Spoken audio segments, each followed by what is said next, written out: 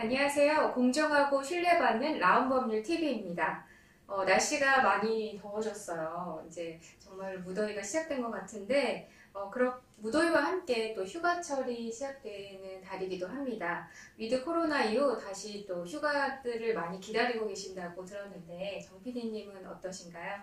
네, 저는 뭐 늘 잘 지내고 있습니다, 덕분에. 저는 그나마 한 달 중에 이렇게 아나운서님 뵈러 오는 게 그나마 인생의 낙일 정도로 요즘 그런 삶을 살고 있습니다. 아이고, 정말 바쁘시군요. 네, 지금 사실 이제 돌아보니까 벌써 이제 7월, 8월이 되면 올해 또 반이 지난 거더라고요. 아, 그렇죠. 네. 갈수록 참 시간이 빠르게 지나간다고 좀 느껴지는데, 네. 여러분들 어떠신지 또 궁금합니다. 이제 또 반이 지났기 때문에 가을과 겨울이 오면 이제 올해도 또 다 지나갈 텐데, 그동안 또 세우신 계획들이 잘 진행되고 계시는지도 좀 궁금하네요. 얼마 전 또 우리 부종식 변호사님 관련해서 너무 기쁘고 좋은 소식을 접했어요. 그동안 또 조용히 법학 박사 학위를 취득하셨더라고요. 저는 조용하지 않아요. 저에게 얼마나 시끄럽게 얘기했는지.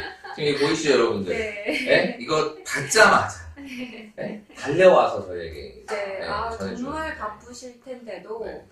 이렇게 오랜 시간 또 박사 학위 논문을 또 잘 통과하셔서 기쁜 마음으로 좀 오늘 축하하는 의미로 좀 인사를 드려볼까 하는데 너무 축하드립니다, 변호사님. 축하드려요. 고맙습니다. 별거 아닌데 이렇게 축하해 주셔서 감사합니다. 근데 이게 또 주제가 또 많은 분들이 궁금해 하시는데 어떤 주제인가요? 이 제목은 이제 기독교 안의 글관계의 경향적 특수성에 관한 연구라는 제목은 어려운데 주제는 그냥 간략하게 기독교, 특히나 이제 교회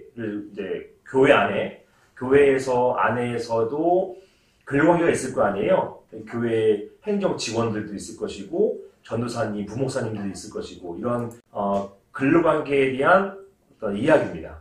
근로관계, 특히 근로관계는 개별적인 근로관계와 집단적인 근로관계가 있는데요. 개별적 근로관계 같은 경우는 인사, 노무, 해고, 징계 이런 것들이고 집단적 근로관계 같은 경우는 노동적 활동 이런 것들인데 이 교회 내에서 이루어질 수 있는 개별적 그리고 집단적 근로관계 여기에 대해서 다루는 그런 논문입니다. 조금 어렵죠. 근데 또 이렇게 기독교 내, 교회 내라는 특수 상황에서의 이런 법률적인 부분들이 많은 분들이 참 궁금해하셨을 것 같은데 참 의미 있는 또 주제이기도 한 것 같아요. 이렇게 실무를 직접 하고 계시면서도 이 학위 논문을 취득하게 된 또 계기가 좀 있으실까요?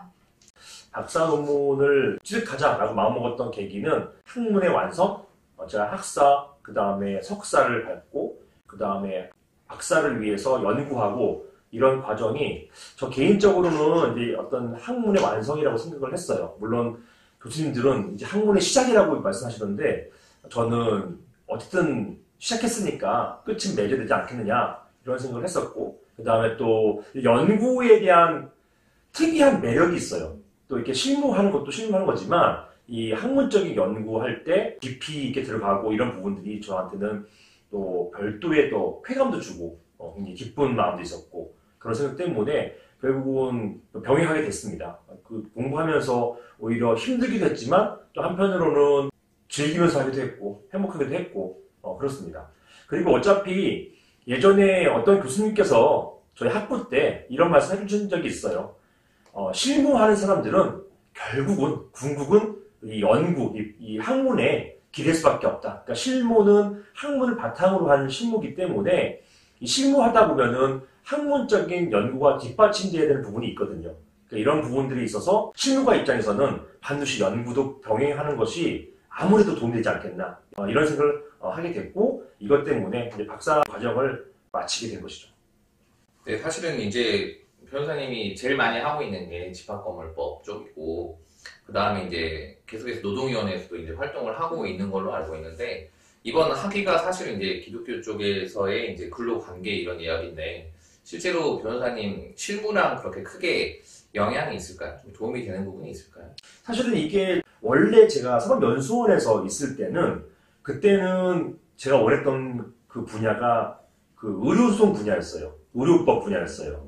그러니까 의료법 분야가 사실은 사회보장 분야거든요. 이 사회보장은 넓게는 사회법이라고 해가지고 그 노동법 분야입니다. 그래서 원래 제가 사법연수원에 있을 때는 막연하게 의료나 노동 쪽으로 생각이 있었는데 제가 이제 어수가 되고 실무 나와서 이제 변호사가 되고 그다음에 로펌의 수석 변호사가 되고 제가 하는 일 그때 맡아서 하던 일들은 대부분 이런 부동산과 집합건물이었던 것이죠. 그러다 보니까 약간 좀 딜레마가 생겼어요. 하고 싶은 거는 의료법인데 제가 실무 담당하는 것은 부동산이기 때문에 이걸 어떻게 해야 될까 고민하다가 내가 원했던 부분은 이제 학문적으로 한번 밟아보고 실무는 또 실무대로 그대로 하자 이렇게 생각을 했었어요. 그래서 바로 의료법 관련된 석사과정에 들어갔고 그 다음에 박사과정 들어가다 보니까 저의 실무하고는 좀 벌어지게 된 것이죠.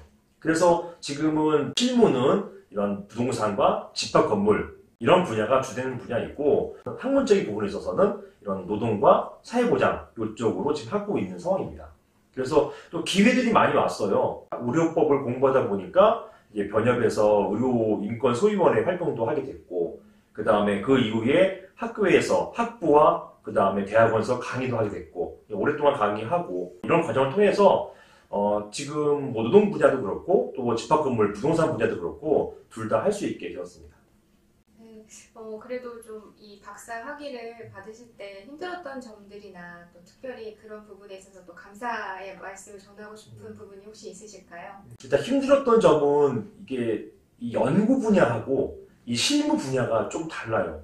그러다 보니까 이 실무를 하다가 이제 일과 시간 끝나고 나서 다시 논문들을 보면서 이 연구 모드로 전환하는 게 이게 저한테 너무 힘들었습니다. 보고 쓰려다 보면은 전에 했던 거 다 잊어버리고 그럼 다시 들춰봐야 되고 이런 것들이 있었고 또 이게 시간이 또 이런 것들 때문에 굉장히 시간이 오래 걸렸어요. 그리고 또 연구 자료를 모으는 것도 쉽지 않은 과정이 있었고요. 미안한 점은 한 2, 3년 동안은 주말, 토요일이나 일요일 같은 경우는 여기 매진할 수밖에 없었습니다. 그러다 보니까 가족에게 그 부분에 있어서는 소홀할 수밖에 없었고 가족과 보내야 할 시간들을 논문에 투자할 수밖에 없었고 그 다음에 휴가 때마다 정말 여름이나 또 겨울 휴가 그 짬날 때 가족끼리 가는 그 휴가 때마다 정말 저는 그 논문 자료들 바리바리 싸가지고 갔었거든요. 그래서 거기 가서도 계속 보고 이렇게 해서 이런 어떤 온전하게 가족과 집중할 수 있는 시간이 많이 없었던 것 이게 미안하고 또 아쉬운 부분이 있습니다.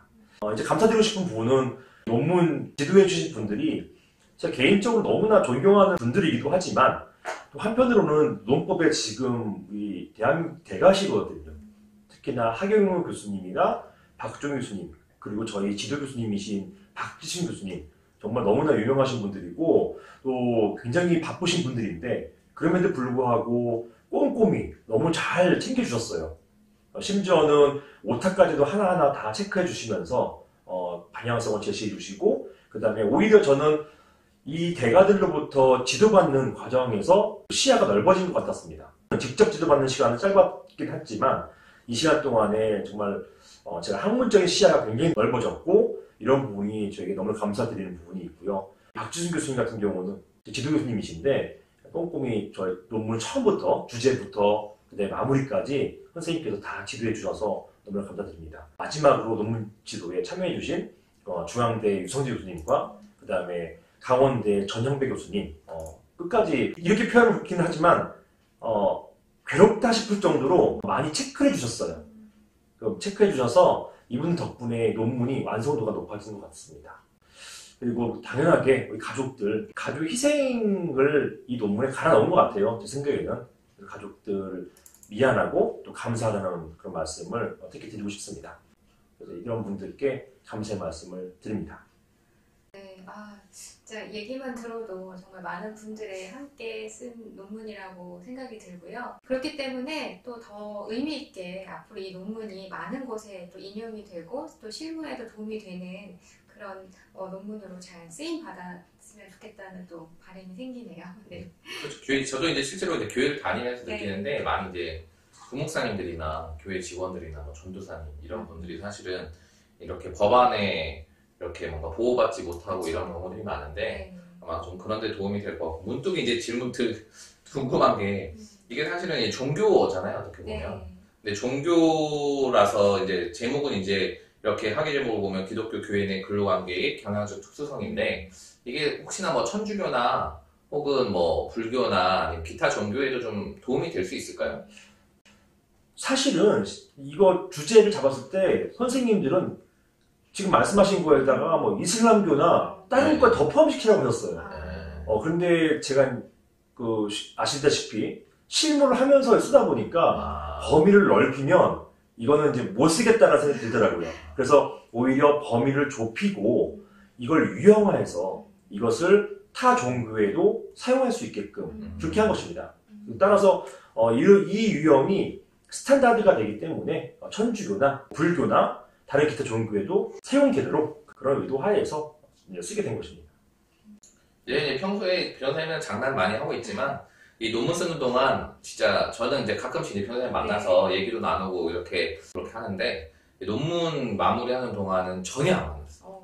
그러니까 외부와의 거의 미팅을 거의 하지 않고 정말 논문에 매진해서 마무리하는 걸 보고 아 역시 박사는 쉽지 않다. 그런 생각을 좀 한번 해봤습니다. 네. 다시 한번 우리 부종식 변호사님이 또 본인의 이런 분야에 있어서 얼마나 깊이 있게 연구하시고 또 매진하시는지를 확인할 수 있는 또 계기가 된 것 같아요.